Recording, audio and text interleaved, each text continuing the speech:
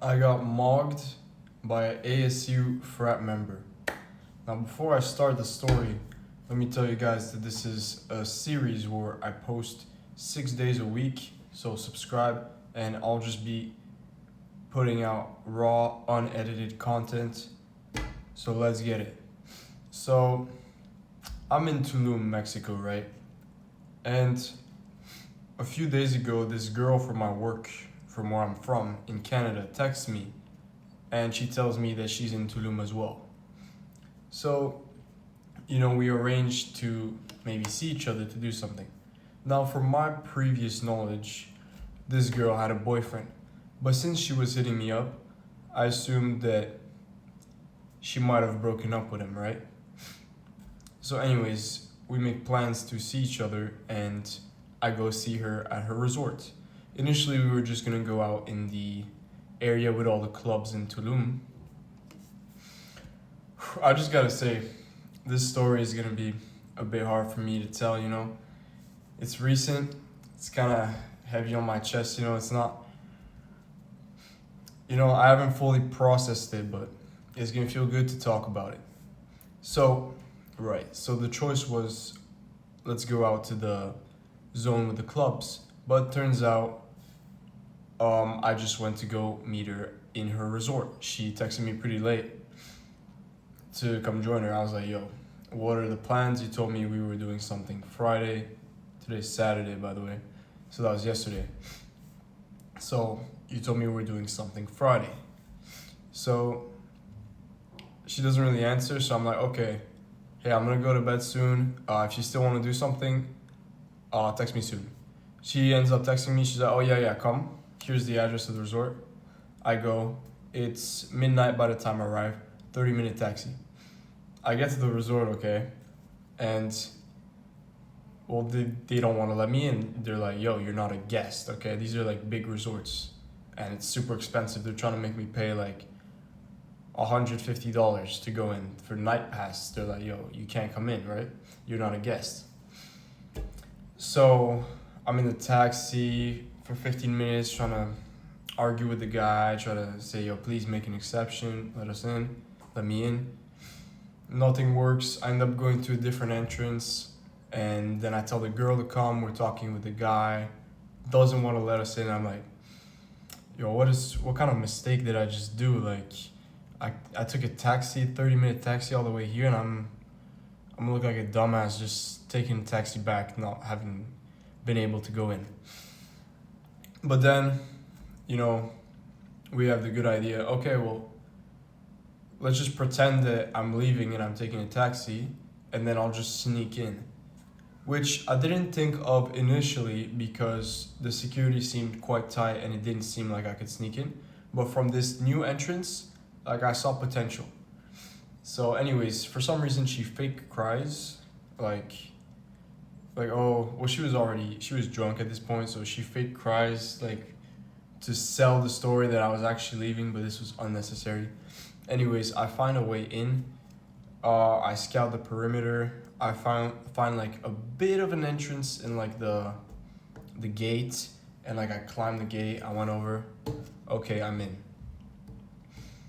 Now what? So I'm chilling with the girl, and there's also this other guy who's there, and the guy, I see them kind of getting close, like dancing a bit, and it was a bit much for a girl who had a boyfriend. So I'm like, oh, either she's cheating on her boyfriend, or maybe there's something going on here, or she's not with her boyfriend anymore. That's what I was thinking.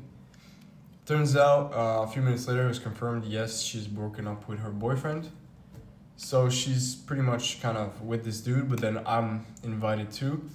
But I'm a friend, right? But still. So that was interesting. And this guy, right? This is where the ASU Frat comes in. This guy's an ASU Frat member, like 6'3", jacked chat. So pretty much got mocked. But it gets worse, okay? And yeah, this guy, he tells me that he goes to ASU, he's in the frat. I'm like, yo, have you heard of a certain, like the ASU frat leader? And he's like, yeah, I know him. And apparently the ASU frat leader is a weirdo. That's what he said. And he said that he knew like, oh shit, my bad. He met like androgenic, and they went out together. So this was kind of irrelevant. This is kind of irrelevant to the story, but I thought it was pretty funny and random. So anyways, the night goes on. I drank a bit. Everybody drank a bit. And what went on from there? Yeah, eventually we just went back to, I went to the girls' room, the guy came too, and we eventually got ready to go to bed. They arranged for me to sleep on the couch because, yeah, I didn't really plan for a taxi back. I didn't really have my stuff really planned out. So I slept on the couch, and the dude went back to his room. He wanted to bring the girl back with him, but he was too drunk, so the girl was like, no. Anyways, then the next day comes, you know. I kind of wanted to make a move on the girl, but since I saw her with the other guy, I didn't really want to push for it. Maybe I'm a pussy. You could argue for that. I didn't know, but she was also a friend, and I know her from work, so wasn't gonna do anything too stupid. But I was open, like if she was gonna give me some signals, I could have gone through, but there wasn't that. You know, maybe the 6'3" guy just mogged me. He got me. So anyways, the next day, turns out, you know, I'm chatting a lot with her. She doesn't really want to see the guy anymore, but she keeps talking about him. You know, that tells you something. Like she was kind of avoiding him, but she kept talking about him. And she tells me that they hooked up the night before, and I'm like, well, when did you guys hook up? Like, wasn't I there? Like, turns out the guy, ASU Frat member, fucked the girl before I came. So basically, girl invites me, gets fucked, and then I pull up. Which is pretty brutal.